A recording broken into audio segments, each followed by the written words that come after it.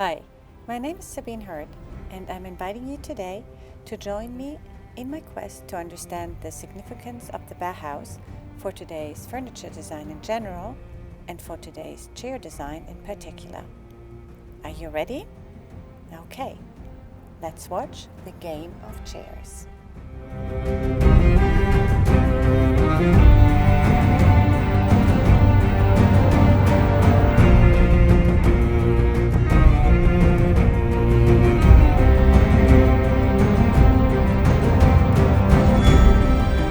Modern chairs are made from many different materials. We can buy them in hardwood or plywood, plastic, metal, or even glass. With the exception of solid wood and glass, the use of these can be safely traced back to the first half of the previous century. One design institution that played a particularly important role in this development was the Bauhaus.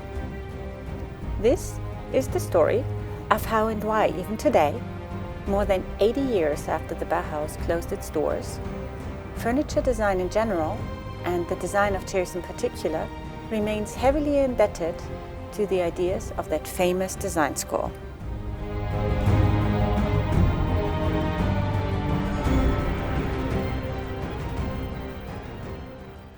Recently, mid-century furniture has experienced a surprising revival.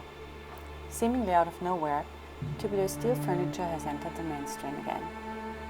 Designs by Mies van der Rohe, Breuer, Le Corbusier, Eames, Jacobsen, Saarinen, and so forth can now be found almost everywhere, in residences, hotel lobbies, hotel rooms, reception areas, etc. Newer furniture designs have entered the fray too. Take, for example, Philip Stark's Master Chair, Arad's ubiquitous Tom Back chair, Gritschik's Chair No. 1, one of my favorites by the way, or Rashid's futuristic Cocoon chair. While roughly half a century younger, they work surprisingly well with their much older brethren. Now, not every piece of furniture that is currently being sold as mid-century is actually from that era. Many pieces are much older, their designs dating back to the 20s and 30s rather than the 50s and 60s. The beautiful creations by Mies van der Rohe, Breuer or Le Corbusier are just a few examples. To better appreciate how all of these pieces fit together historically, we need to go as far back as the Victorian age. Towards the end of the 19th century, that is towards the end of the Victorian era, interior design was lavish and opulent. Or to put it bluntly, it was totally over the top. Worst of all, it had become mostly decorative. In other words, the functionality of the individual objects was buried under too many patterns, silly shapes, and sculptural monstrosities. There were two important reasons for why the Victorians entered into that frenzy of decorative excess. First, the Industrial Revolution and its impact on manufacturing had made it easy, and therefore cheap, to produce ornamentation that previously would have required slow and skilled handiwork. Second, the owners of factories had become rich, and their operations created a completely new class of accountants, salespeople, managers, and the supporting system of banks. People working in these areas became increasingly affluent, and so were able to buy whatever the factories churned out.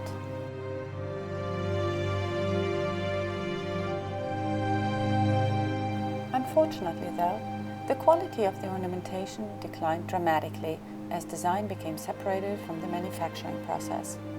It passed into the hands of the factory owners and managers who had no tradition whatsoever of involvement in such matters.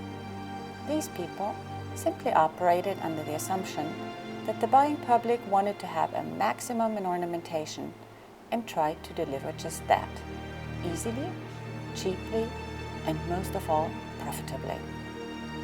Thus, good design was inaccessible for all but the rich, while the members of the poorer levels of society had to be satisfied with products of low quality and, oftentimes, bad taste.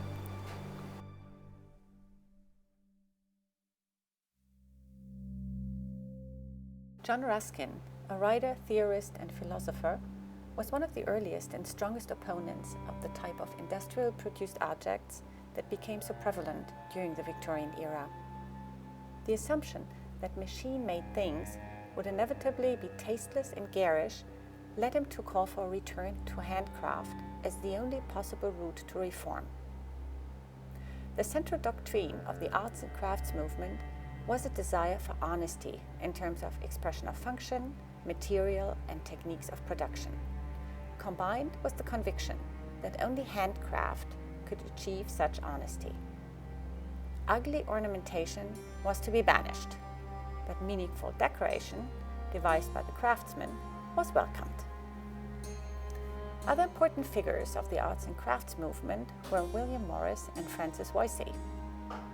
Both were heavily influenced by Ruskin's ideas and favored the close relationship between art and craft. They craved functional simplicity, denounced the disastrous level of pointless Victorian ornamentation, and showed great respect for natural subjects, such as birds, flowers, and plants, that they incorporated into their designs in a simple yet dignified way. Arts and crafts interiors feature beautiful handcrafted furniture.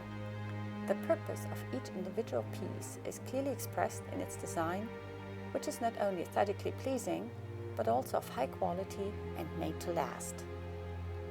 Unfortunately though, the arts and crafts movement, despite its aim of bringing about a broad reform in Victorian design and taste, succeeded only in influencing a small group of supporters and enthusiasts. The handcrafted objects were simply too expensive to make bigger inroads into less privileged levels of society. However, in its rejection of meaningless mass-produced ornamentation, in its emphasis on honesty in the design and expression of realities of function, material, and technique, arts and crafts pointed towards the future, almost in spite of itself.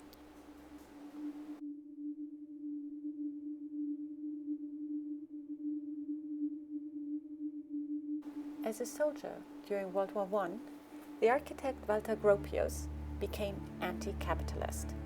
That meant his sympathies lied more with the craft ideals as proposed by Ruskin and others than with the belief in industrial production.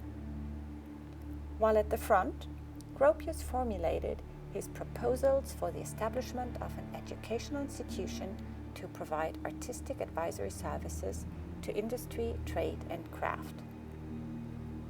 In short, he aspired to create a new unity of crafts, art, and technology in a school with an international and interdisciplinary orientation. The idea was to furnish young artists with the theoretical and practical knowledge required to meet the challenges of a new age. To this end, he recommended to merge the Kunstgewerbeschule in Weimar with the Hochschule für Bildende Kunst. In 1919, finally, his recommendations were accepted and the schools merged. Gropius himself was appointed director of the new Staatliches Bauhaus in Weimar. That same year, the Bauhaus Manifesto, which postulated Gropius' original ideas, was published. Its title page shows a woodcut of a cathedral by the American artist Lana Feininger, which summarizes the essence of Gropius' ideas to aspire to the creation of a Gesamtkunstwerk, which is German for a total work of art. Following Gropius' ideas, the mission of the Bauhaus was to reform educational theory and in so doing, unify art and craft. For Gropius, construction or making was an important social, symbolic, and intellectual endeavor, and it was precisely this sentiment that became central to Bauhaus teaching.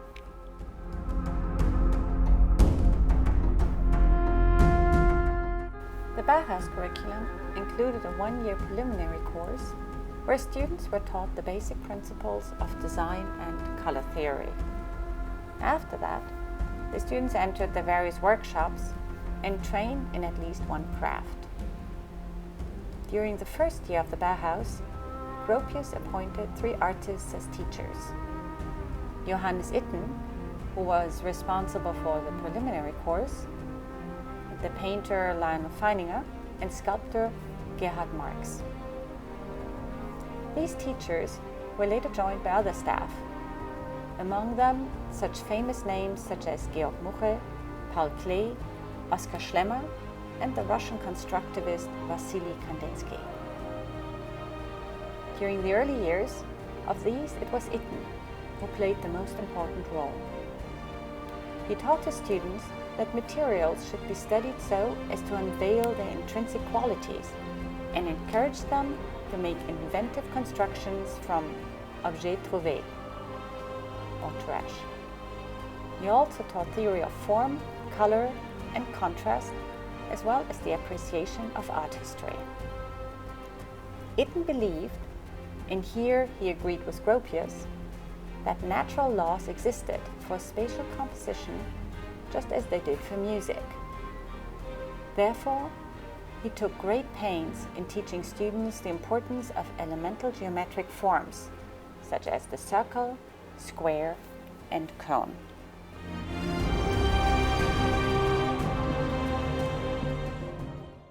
The Bauhaus offered about 10 different workshops, teaching crafts as diverse as pottery, carpentry, weaving, metalworks, photography, printing, painting, and sculpture.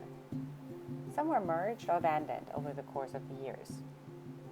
As money was always in scarce supply, the workshops were intended to be self-supporting, that is, urged to produce goods that could actually be sold at a profit.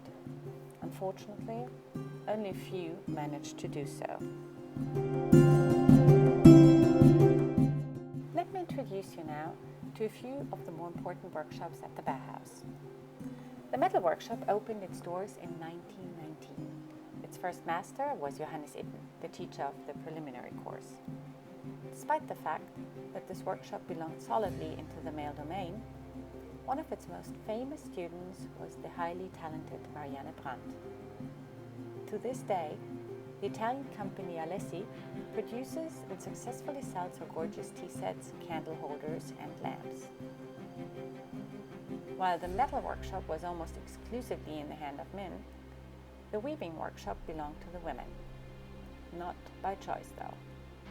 It was simply not popular with men, and so, despite the egalitarian attitude of the Bauhaus founders, most female students were urged to take up weaving as their craft of choice. Interestingly enough, it was the weavers who were the most profitable of all the workshops. Another commercially successful workshop was glass and wall painting. It was guided by Itten, Albers, Schlemmer, Kandinsky, and Schepper. Its early works included color design of toys, furniture, and architecture. Schepper, for example, started using color as a guidance and orientation system for larger buildings, a system that today enjoys considerable popularity in universities and other far-flung buildings. While the design of wallpaper initially did not square well with the Bauhaus philosophy, eventually wallpaper turned out to be the most profitable product the workshop ever produced.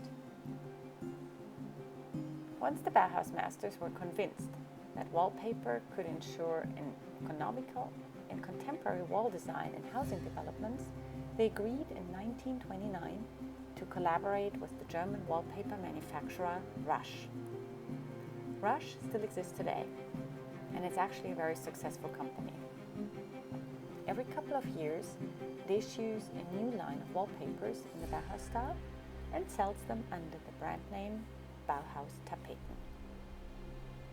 Finally, the last workshop that I would like to introduce here is probably the most famous, the carpentry.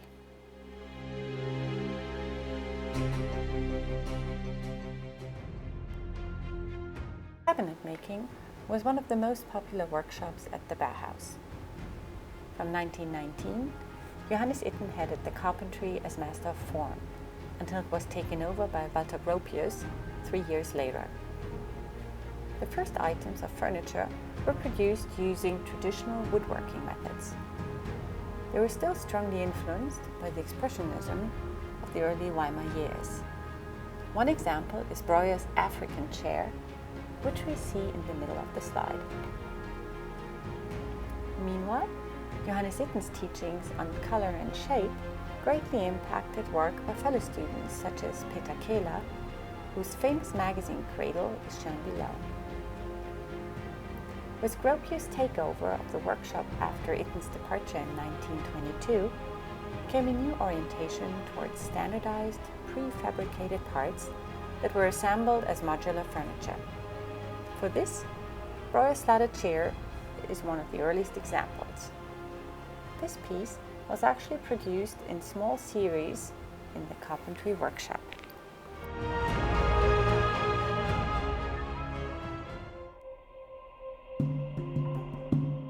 For your orientation, whatever objects are displayed above the timeline here on this slide are Bauhaus designs. Whatever is below was developed elsewhere. Now, what do we have here? Let me just talk you through it. In 1921, Breuer developed a rather ugly-looking club chair for the Sommerfeld house. This is the black one that you see there in the upper half of the slide. That type of design was a far cry away from his elegant designs only a few years later. His usage of traditional materials is reminiscent of the works created during the arts and craft movement. Its geometric form, however, reminds us of Itten's appeal for elemental geometry. The heavy Sommerfeld chair is very different from Breuer's five-legged African chair, which reflects the expressionist influences at the school at the time. Another interesting piece, developed about at the same time as the African chair, is the small side chair that Breuer made in collaboration with Gunther Stölzer. Gunther made history as one of the most important female designers of the school. She contributed the woven fabric for back and seat. Here again, the geometric shapes remind us of Itten's teachings on shapes and color. About a year later, in 1922, Breuer designed the first version of his famous slatted armchair. The chair clearly shows how Gerrit Riedfeld's blue-red chair on the slide shown in the lower left corner had inspired him. Riedfeld's chair was exhibited at the Bauhaus as early as 1921 and again at the big exhibition in 1923. This said, Breuer's design was much more than just an ugly brown copy of Riedfeld's design. His chair was made from stained oak, while the seat fabric was hand-woven in the weaving workshops.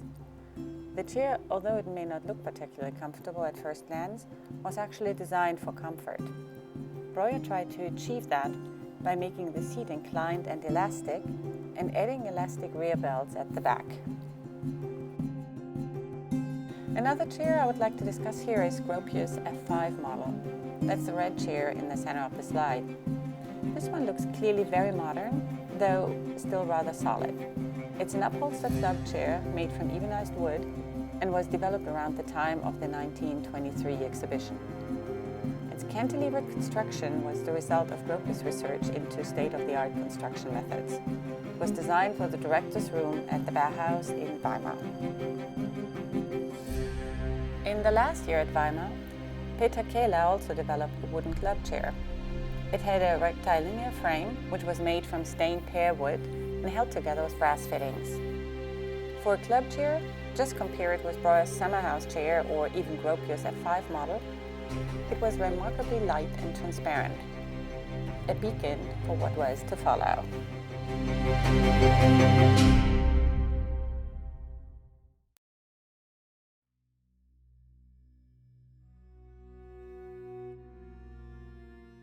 The 1920s were generally a prosperous time, in particular for the United States. In Germany, however, the situation could have not been more different. The Weimar Republic experienced a severe economic downturn as a result of the enormous debts it agreed to repay as part of the Treaty of Versailles. When the government failed to make the reparations payments in January 1923, French troops occupied German industrial areas along the Ruhr. Widespread civil unrest followed.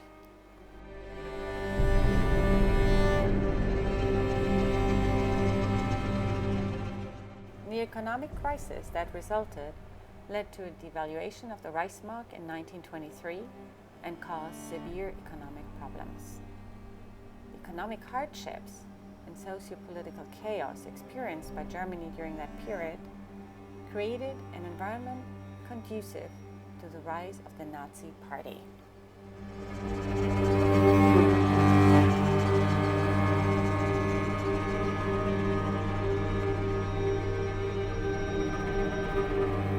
Given the school's underlying socialist bearing and being an institution funded by the state, the Bauhaus attracted much political opposition in Weimar.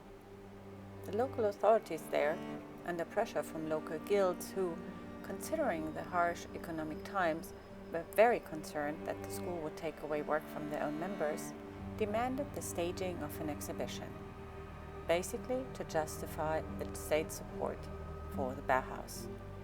The work that the Bauhaus subsequently presented clearly showed that it had come into its own, integrating ideas from socialism, functionalism, Russian constructivism, and the arts and crafts movement. Furthermore, the exhibition also featured designs by the style artists. Gerrit Rietveld, for example, exhibited his red-blue chair, originally developed in 1918. This particular piece was later to play an important role in the history of Bauhaus chair design.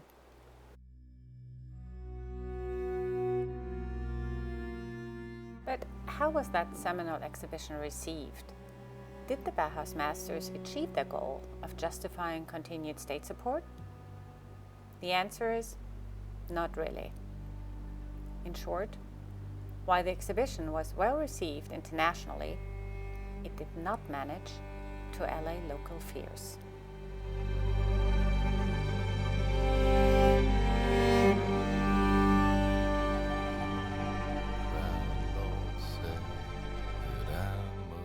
Things got worse when Weimar became the first city in Germany to elect the Nazi Party. The grant to the Bauhaus was promptly halved. It quickly became clear that there was no future for the Bauhaus in Weimar. Eventually, in April 1925, the local authorities decreed to close the Bauhaus in Weimar. Gropius decided to move the school to Dessau. And mine are long and sharp, my lord, as long and sharp as yours.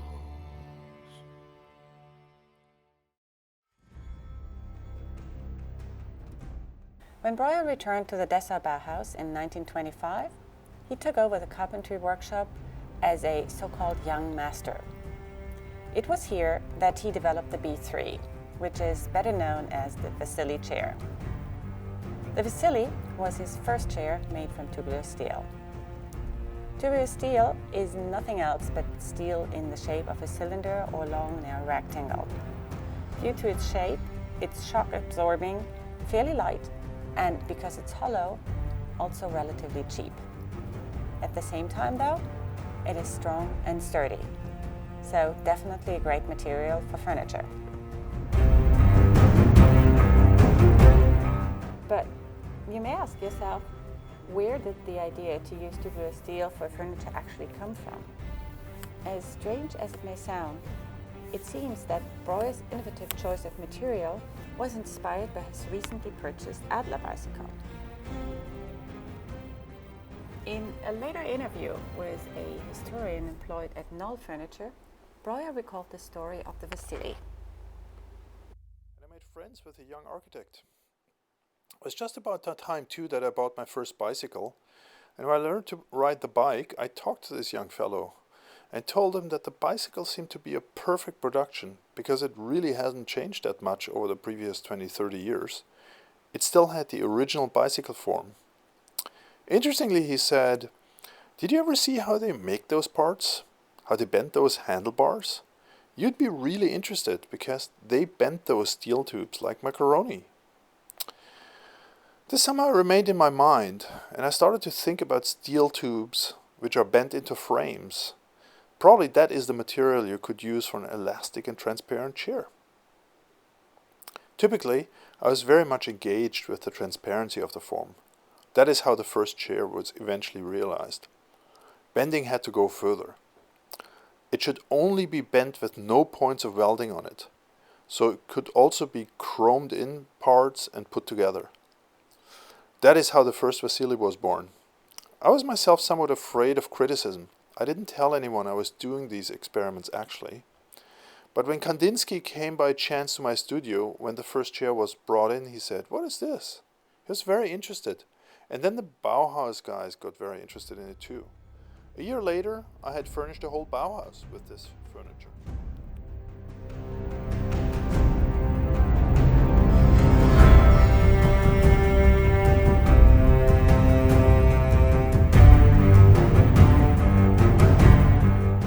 Tubular steel furniture caught on because it offers many advantages. It's affordable, it's hygienic, and it possesses an inherent resiliency that provides comfort without the need for springing. The latter was something that Breuer clearly sought to exploit.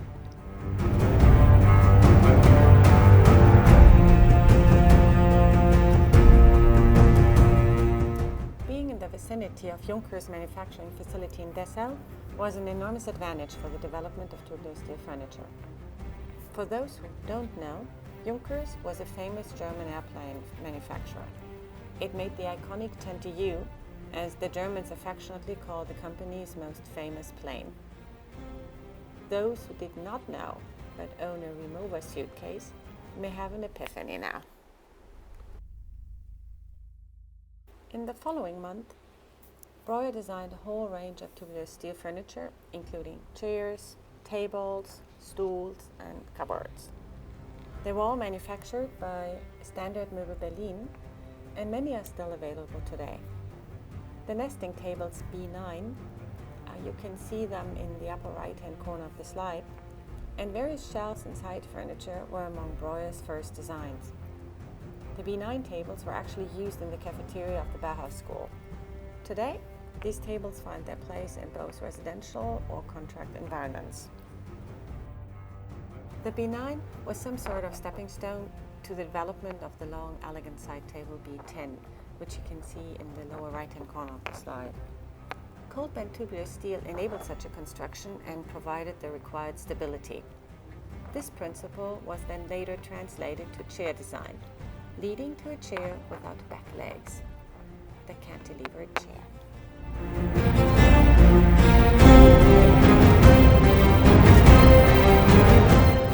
Many other chair designs followed quickly. Among the most well-known are the B5 and B6 side chairs, as well as the B4, which looked like a folding chair version of the Vasily model. With each new attempt, Breuer tried to resolve the problems of earlier designs. Many chairs were produced by Tonnet or Standard Möbel and are still available today from Knoll. Around the same time, Bauhaus master Josef Albers created his own version of an armchair. But unlike Breuer, he preferred working with wood. Diekmann, a former Bauhaus student who did not follow the school when it moved to Dessau, also continued working with wood. He became well known for his successful approach to standardization in chair design. In 1925, Gerhard Rietveld developed a dining chair for the Schröder House. This tubular steel chair shows the influence of Breuer's designs. Initially, as we will recall, Rietveld had inspired the Bauhaus designers, in particular Breuer, but now the situation was vice versa. A few years later, Rietveld came up with another design, the Bögelstuhl. This is the yellow chair up there in the slide. This chair was the first of Rietveld's designs to be put into mass production. Another most interesting designer, whose chairs, tables, and daybeds are very much en vogue today, is Eileen Gray. In her typically unconventional way, she understood the new machine age and new industrial materials along with it as a challenge that required completely new ways of thinking. Her nonconformist chair is only one example.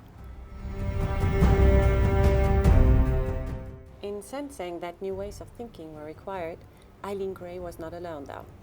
With tubular steel gradually becoming all the rage, a related but even more exciting development took place.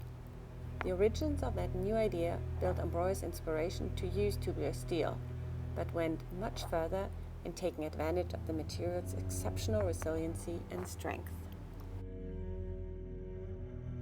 In 1926, Dutch designer Mart Stam used welded gas pipes to construct a prototype of his revolutionary cantilever chair. But then he committed a big mistake. Instead of keeping the design to himself and elaborating on it without having to fear any competition, he showed drawings of the prototype to Mies van der Rohe and others, among them Breuer and Heinz Rusch, when he met them at a meeting of architects in Stuttgart. Not surprisingly, all of them quickly rushed to design their own versions. Stam himself went on to develop a number of cantilever chairs. His most successful models, the S33 and S34, are still being produced by Tonnet today. Greatly inspired, Breuer and Mies van der Rohe perfected Stam's design. Unlike Stam's S33, Breuer's B33 and B64 models utilized non-reinforced tubular steel. The reason for choosing a slightly different material was again Breuer's aspiration to create a comfortable chair. The B32 or Seska chair, probably the most famous of the group, has come to claim an important place in design history. But while Breuer's success with tubular cantilevered steel designs was undeniable, there were others, outside the Bauhaus, whose designs were at least as remarkable. First in line, Mies van der Rohe. In 1927, he created the aesthetically very refined MR10 and MR20 models. Unfortunately, their arched frames made them less practical and thus more awkward to use than Breuer's and Stam's contemporary models. Other iconic chairs soon followed. The Bruno chair, for example, which was developed for the Tugendhat's villa in 1929, or the slightly awkward-looking MR70, which seems to be the cantilevered version of the iconic Barcelona chair. 2 years later, Mies followed up with an adjustable chaise longue and a leather upholstered successor model of the MR20. Breuer and Mies were, however, not the only ones that jumped onto the cantilevered chair bandwagon. The Rusch brothers and Hans and Vasily Lucard soon presented their own designs as well. Even Alvar Aalto relented and briefly worked with the material, but more on that a little bit later. Of course, the design of non-cantilever chairs continued as well. As we had noted before, by now steel furniture was all the rage, and many famous designers and architects tried their hands on them. Breuer himself created a few more non-cantilever designs during his remaining time at the Bauhaus. Around 1928, he seemed to have focused on lounge chairs. The B25 was an adjustable version, while the B35 was not adjustable but appears more unified in its overall design. In 1929, Mies van der Rohe created his famous Barcelona chair, which was an almost instant classic, unifying beauty, comfort, and a sense of weightlessness. During the same time period, another high-profile designer team made a great splash with the design of 3 different chairs. Each of these chairs was supposed to support 1 of 3 generic seating positions: sitting totally upright, sitting slightly inclined, and lying down. After long discussions with her architect colleagues, Le Corbusier and Pierre Généré, Charlotte Perriand finally created 3 prototypes, 1 for each seating position: the basculant, the LC2 or Grand Confort, and the famous chaise longue. While the shape of the basculant and chaise longue remained more or less unchanged over the years, the Grand Comfort received a considerable facelift once foam was invented by the German chemical manufacturer BASF in the 1950s.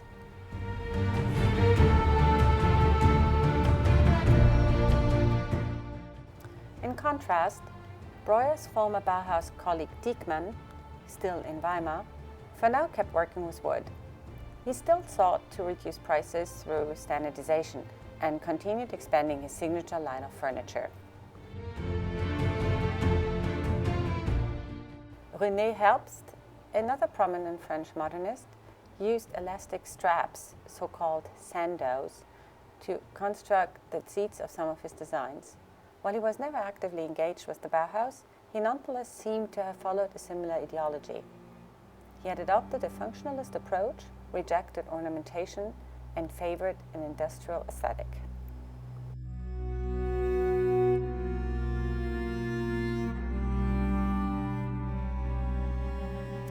Towards the end of the 20s, the fortune of the Dessau Bauhaus started to fade dramatically. Both the economic and political situations became very tough. In 1929, the US stock market crashed. This was the beginning of the Great Depression, arguably the worst financial crisis the world has experienced to date. The effect on Germany was dire. Millions of people lost their jobs, impoverished, and became homeless.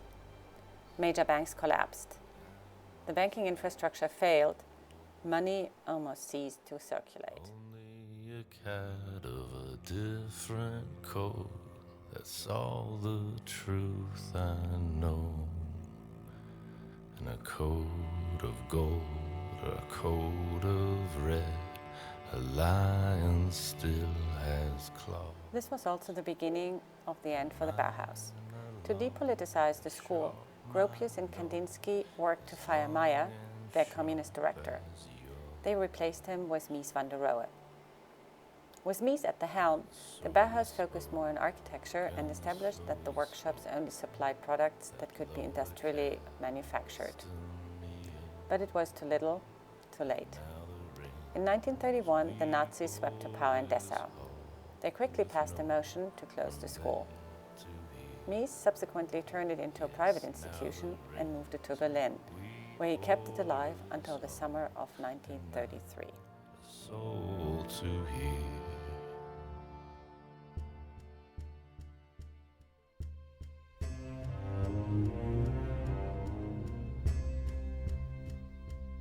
While tubular steel continued its successful run, up in the north of Europe, the Finnish sculptor and architect Alvar Aalto tried to return to a more humanized form of furniture. He detested the cool and rational style of furniture that held Europe in its grip. His material of choice was wood, plywood and laminated wood. Together with his wife, he spent years and years experimenting to bend this material into shape. Finally, in 1930, he was ready to introduce to the world a totally new type of modern chair. The Paimio, I hope I pronounced that correctly, was a truly revolutionary design since it tested the pliability of laminated wood to an extent never seen before. In fact, where there was a need for pliancy, such as in the scrolls of the plywood seat and back, Aalto thinned the lamination by removing several layers of veneer. At least as remarkable was the contemporary cantilevered model 31. This one marked the first use of laminated wood in a cantilevered structure. Organic design started to gain ground. While Aalto's designs share the simplicity and functionality of the modernists, the material he uses adds warmth and color. With this, he is counteracting the cool, industrialized style the Bauhaus and its designers had become famous for. Going forward, Aalto had tremendous influence on the next generation of designers, among them the mid-century designer stars Ray and Charles Eames. But the Eameses were not the only ones who were inspired by Aalto's humane yet modern designs. Following the closure of the Bauhaus, many of its top designers left the country for fear of the Nazis. Gropius, Albers, Mies van der Rohe and Moholy-Nagy emigrated to the US. Gropius taught at Harvard, Mies van der Rohe headed the architecture department in Chicago, and Moholy-Nagy founded a short-lived version of the Bauhaus in the US. Meanwhile, Marcel Breuer first emigrated to England, where he continued to design furniture. Reflecting the popularity of Aalto's organic designs, which had been exhibited in London in 1933, Breuer's designs, like his chaiselons, were all wood translations of his earlier metal designs. These later chairs were structurally flawed, however, for the tenon joints which attach the seat section to the frame loosened over time. The chair in the picture to the right is the most structurally resolved of Breuer's plywood designs, although it is definitely not a particularly beautiful one, I would say. This said, it presages the Eames's molded plywood chairs of a decade later. In 1937, Breuer finally moved to the US when Gropius offered him a teaching position at Harvard. From then on, though, he tended to focus more on architecture than furniture design. As many Bauhaus veterans thrived in their newly found host countries, the influence of the defunct design school remained strong. One can even assume that due to the diaspora of its teachers and students, it became even better known internationally than it would have been otherwise.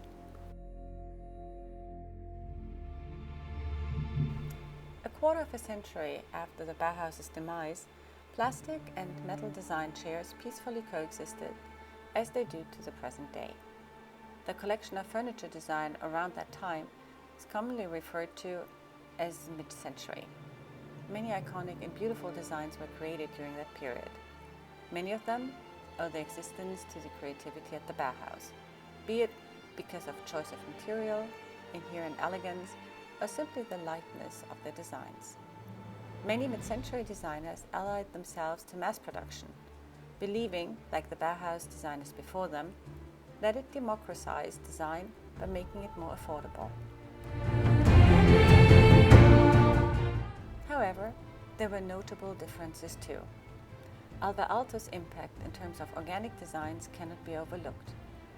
It is not only reflected in the Eames's work, but also in that of other leading designers such as Saarinen, Nelson, Jacobsen, Wegner, Noguchi, Bertoia, Czerny, Paulin, and many others.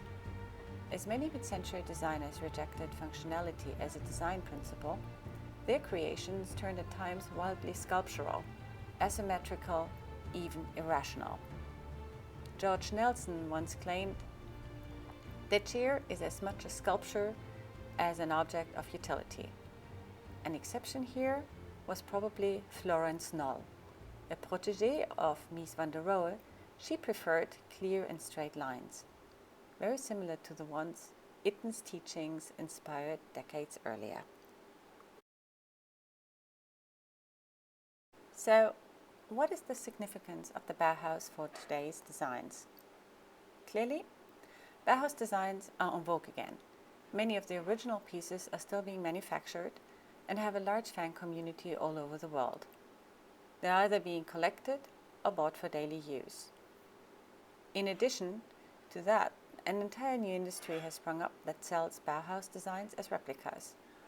Ironically, the low price tags but decent quality of the latter have made vintage designs such as those by the Bauhaus finally affordable to almost everyone. A true democratization of design is taking place now. Gropius, Meyer, and Mies were simply 80 years ahead of their time. Simultaneously with the Bauhaus designs, mid-century designs have also experienced an incredible revival of interest recently. As we have seen in the previous slide, many of them built heavily on the ideas of the Bauhaus designers. Probably due to their similarity in choice of materials and style, mid-century and Bauhaus designs are often treated as essentially the same, and non-Bauhaus designs such as Mies van der Rohe's Barcelona chair are erroneously described as Bauhaus. This is unfortunate, but I think hard to change.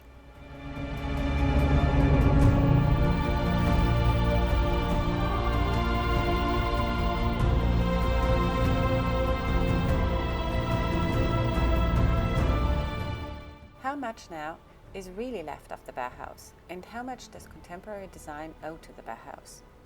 Apart from the lightness in design, an entirely new understanding of color and shape, the rejection of ornamentation, the striving towards more functional, that is in the case of chairs, more comfortable seating, the drive towards standardization to reduce costs, the unification of art and craft, and the revolutionary application of industrial materials such as tubular steel to furniture, what else did the Bauhaus leave behind? I guess the answer to this question is, it depends. When I recently went to the Vitra Design Museum's Bauhaus exhibition, Alles ist Design, Everything is Design, I came across the following 3 quotations. Reading just these 3 made me think that there is probably no generally valid answer to that question. In fact, it seems as if the significance of Bauhaus design for today depends very much on how each and every one of us accepts and appreciates the school's historical contributions. For some, it may simply be too far removed from today to hold any importance. For others, it is as present and revolutionary today as it was back then when Marcel Breuer introduced the world to the Vasily chair. Thank you.